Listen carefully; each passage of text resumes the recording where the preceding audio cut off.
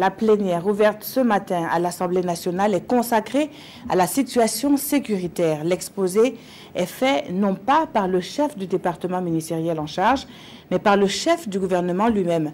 Le moment est solennel et le ton grave, tout comme le sujet abordé. Paul Kabatieba annonce les nouvelles dispositions dans la lutte contre le terrorisme.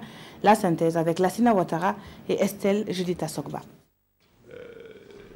À l'hémicycle, le Premier ministre fait l'état des lieux de la situation sécuritaire au Burkina Faso. Selon Paul Kabatieba, la situation sécuritaire s'est dégradée.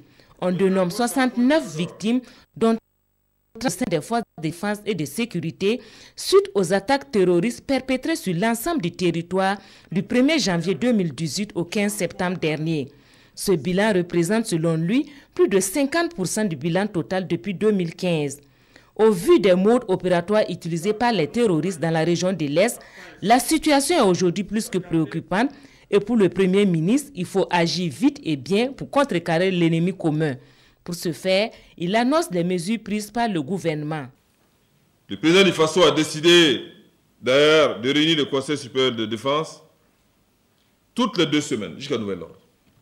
Le président du Faso a également donné des instructions pour une relecture rapide de notre politique de défense nationale qui date du 19 avril 2004. Il faut donc adapter notre politique nationale de défense à la nature de la menace. Des instructions ont également été données pour acquérir dans le plus bref délai les moyens aériens, terrestres, humains, pour renforcer les capacités opérationnelles des forces de défense et de sécurité. Et ce n'est pas tout.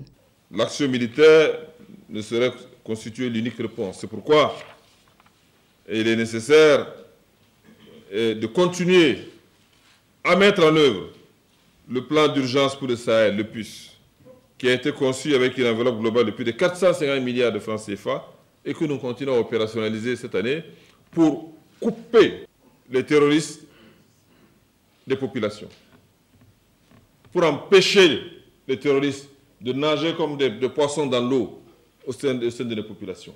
Il faut absolument que nos populations soient équipées en infrastructures, qu'il y ait du développement visible dans les provinces, dans les localités, pour que l'attachement à la patrie, ce sentiment national, soit encore plus renforcé et donner de la légitimité à l'usage de la force dans les régions qui sont attaquées par les terroristes, par nos forces de défense et de sécurité.